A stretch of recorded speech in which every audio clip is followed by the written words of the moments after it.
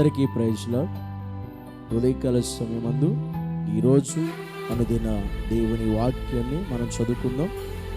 అందరూ కూడా పరిశుద్ధ గ్రంథము నుండి సామెతల గ్రంథము 11వ అధ్యాయము 5వ వచనాన్ని మనం చదువుకుందాం. యథార్థవంతుల నీతి వారి మార్గమును సరళము చేయును, భక్తిహీనుడు తన భక్తిహీన చేతనే పడిపోవును. ఈరోజు దేవుడు మనతో మాట్లాడే మాట పడిపోవుట. ఎవరు పడిపోతారు? ఎవరు పడిపోయే పరిస్థితిలో ఉంటారు? ఎవరు పడిపోవడానికి సిద్ధంగా ఉంటారు అని వాక్యం సెలవిస్తుంటే భక్తిహీనులు పడిపోవడానికి సిద్ధంగా ఉంటారంట. భక్తిహీనుడు తన భక్తిహీనత చేత పడిపోవును అని వాక్యం సెలవిస్తుంది. హీనత అంటే అర్థం ఏంటంటే ఉన్న దానికంటే తక్కువ ఉండడం అని అర్థం. హీనత అంటే ఉన్న దానికంటే తక్కువగా ఉంటే దాన్ని హీనత అంటారు. ఉదాహరణగా మనకు అర్థం అవడానికి, మనిషిలో ఇప్పుడు డాక్టర్ దగ్గరికి వెళ్ళినప్పుడు, అనారోగ్యంతో వెళ్ళినప్పుడు అతనికి రక్తహీనత అంటారు. అంటే దాని అర్థం ఏంటో తెలుసా? ఆ మనిషిలో ఉండవలసిన దానికంటే రక్తం, ఆ శరీరంలో ఉండవలసిన రక్తం ఉండకుండా ఆ ఉండవలసిన దానికంటే రక్తం తగ్గిపోవడం, తక్కువ ఉండడం, దాన్ని రక్తహీనత అంటారు. అంటే ఎంత ఉండాలో రక్తం అంత లేదు, ఉండవలసిన దానికంటే తగ్గిపోయింది అని అర్థం.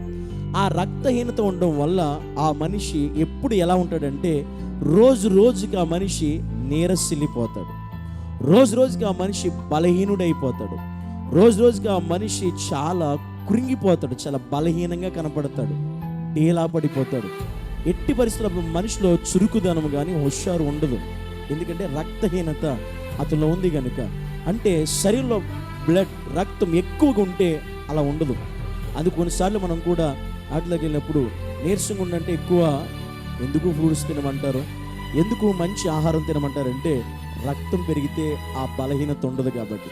ఈరోజు భక్తిలో కూడా ఎవరు పడిపోతున్నారో తెలుసా? భక్తిహీనులు పడిపోతున్నారు. అంటే ఈరోజు నువ్వు దేవుని నమ్మవు కదా, దేవుని సన్నిధిలో ముందు కొనసాగుతున్నావు కదా, నీ జీవితంలో భక్తిహీనత కనబడుతుంది. ఈరోజు నువ్వు పడిపోవడానికి కారణం అదే. చాలామంది ఈరోజు దేవునిలో పడిపోవడానికి కారణాలు వారిలో భక్తిహీనత. అంటే ఉండవలసిన దానికంటే ఎక్కువ భక్తి లేకపోవడం, భక్తి ఉండవలసిన దానికంటే తగ్గిపోవడం. ఈరోజు చాలామంది నీకు సరైన భక్తి లేదు, భక్తి ఉండవలసిన దానికంటే ఉండలేదు కనుక, అది భక్తి తగ్గిపోయింది కనుక నువ్వు భక్తిహీనుడుగా మారు, భక్తిహీనురాలుగా మారు. అందుకే నువ్వు పడిపోతున్నావు. ఎప్పుడు పడితే అప్పుడు నువ్వు పాపంలో పడిపోతున్నావు, లోకంలో పడిపోతున్నావు, దేవుల్లో సరిగ్గా ఉండలేకపోతున్నావు. అంటే చేయవలసిన భక్తి నువ్వు చేయట్లా. అనేక సందర్భంలో ప్రార్థన జీవితం సన్నగిల్లిపోయింది, వాక్యానుసరమైన జీవితం తగ్గిపోయింది, దేవుని సన్నిధికి వెళ్ళే పరిస్థితి తగ్గిపోయింది. ఇవన్నీ భక్తిహీనతకు దారి తీస్తాయి. నువ్వు ప్రార్థన తగ్గిపోయినా, వాక్యము తగ్గిపోయినా, దేవుని సన్నిధికి వెళ్ళే పరిస్థితులు తగ్గిపోయినా, ఇవన్నీ నువ్వు భక్తిహీనురాలుగా మార్చేస్తాయి. ఇలాగ మారినటువంటి వాళ్ళు ఈరోజు చాలా మంది ఉన్నారు. అందరూ ఈరోజు ఒకవేళ నువ్వు కూడా ఉన్నావేమో నాకు తెలియదు. ఒకవేళ నీవుతో కూడా దేవుడు ఈరోజు మాట్లాడుతున్నావు. ఎందుకంటే నీకు కూడా భక్తిహీనత చేసిందేమో, భక్తిహీనురాలుగా మారిపోయావేమో, నీలో కూడా ఉండవలసిన భక్తి లేదేమో, తగ్గిపోయిందేమో. జాగ్రత్త. దేవుని సన్నిధిలో నీలో ప్రార్థన, భక్తి, ఆత్మీయ జీవితం తగ్గిపోతే నువ్వు పడిపోతావు, మళ్ళీ లేవడం కష్టమవుతుంది. కనుక నువ్వు నిలబడాలి అంటే, పడకుండా ఉండాలి అంటే దేవుని సన్నిధిలో దినదినము నీ ఆత్మీయత, భక్తి పెరగాలి.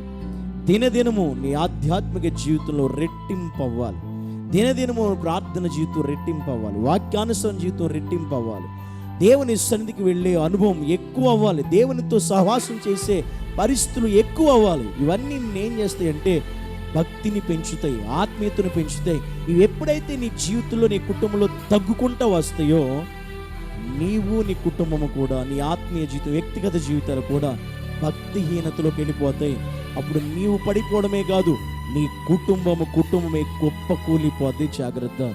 కనుకలా మనం పడిపోకుండా నిలబడే క్రైస్తవులుగా మనం ఉండాలి అనుకుంటే దేవుని సన్నిధానంలో ఖచ్చితముగా మనం ఏం చేయాలో తెలుసా? దేవుని నామము బట్టి దినదినము మన భక్తి, ఆత్మీయ జీవితాలన్నీ పెరగాలి. దినదినము ఆత్మల అభివృద్ధి చెందాలి, బలాభివృద్ధి మనం పొందుకోవాలి. కనుక ఈరోజు ప్రభు ప్రేమను బట్టి తెలియచేస్తున్నాను, దయచేసి ప్రతి ఒక్కరు కూడా నీ భక్తి సన్నగిల్లిపోకుండా, నీ ఆత్మీయ తగ్గిపోకుండా దయచేసి చూసుకో. పొరపాటున దేవునికి దూరం అవ్వకు, ఆత్మీయకు దూరం అవ్వకు, పాపానికి దగ్గర అవ్వకు, శాపం కొని తెచ్చుకోకు. ఆత్మీయతను పెంచుకుని దేవునిలో నువ్వు బలంగా ఉండాలని ఒక దైవ సేవకుడిగా నీ మేలు కోరి ఈ మాటలు నీకు తెలియచేస్తున్నాను. ఈ మాటలు నీకు మంచిగా అనిపిస్తే, నీకు కనుక ఇష్టమైతే నాతో పాటు కలిసి గురించి ప్రార్థన చేద్దాం. పరిశుద్ధుడైన మా తండ్రి, నీకు వందనాలు. ఈరోజు ప్రభువా, ఏ సహోదరుడైతే నిజంగా వారి జీవితంలో ఇది వరకున్న భక్తి లేదు, ఇది వరకున్న ప్రార్థన లేదు, ఇది వరకున్న ఆత్మీయత లేదు ప్రభువా, భక్తిహీనులుగా మారిపోయారు, భక్తిహీనతకు దిగజారిపోతున్నారు ప్రభువా. ఈరోజు ఈ మాటలు వింటున్న ఏ బిడ్డ అయితే ప్రభువా వారి ఆత్మీయ జీవితంలో భక్తిహీనతలోకి వచ్చారో, భక్తిహీనులుగా ఉన్నారో ఒక్కసారి దర్శించిన ఎవరైతే అలా ఉన్నారో ఈ రోజు నుంచి ప్రభు ఒక్కసారి వారితో మాట్లాడు, వారిని దర్శించి ఆత్మలో బలపరచమని ప్రార్థిస్తున్నారు. భక్తిహీనతలో ఉండి యేసు నామములో విడుదల కలుగునుగాకని ప్రార్థిస్తూ ఉన్నారు.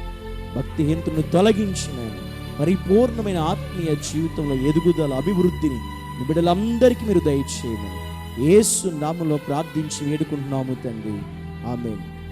మన తండ్రి అయిన దేవుని యొక్క ప్రేమ, కుమారుడైన యేసు క్రీస్తు యొక్క కృప, పరిశుద్ధాత్మ యొక్క అన్యోన్య సహవాసం అనే సన్నిధి, ఆదరణ సదాకాలం మనకు, మన కుటుంబాలకు, సర్వలోకంలో ఉన్న సార్వత్రిక సంఘం అంతటికి సదాకాలము తోడై ఉండి నడిపించునుగాక, ఆమేన్. గమనించండి, దేవుని సన్నిధిలో అనుదినము ఈ వాక్కు, ఆత్మీయ వాక్కు ప్రతిరోజు దేవుడు నిజంగా మీతో మాట్లాడితే, నిజంగా ఈ మాటలు మీకు ఆశీర్వాదకరంగా, మిమ్మల్ని బలపరీక్షగా ఉంటే గనుక దయచేసి ఈ ఛానల్ని సబ్స్క్రైబ్ చేసుకోండి. ఈ ఛానల్ని అందరికీ షేర్ చేయండి. వాక్యాన్ని మీరే కదా అనేక మంది బలపడతారు, అంత మాత్రమే కాదు లైక్ చేయండి. ఇంకా లోతైన వాక్య అనుభవాలు మీరు తెలుసుకోవాలనుకుంటే ఈ ఛానల్లో ఇంకా అనేకమైన ఆత్మ సంబంధమైన వాక్యాలు ఉన్నాయి. దయచేసి అందరూ కూడా విని బలపడాలని ప్రభుత్వం మనవి చేస్తున్నాను. అందరికీ వందనాలు.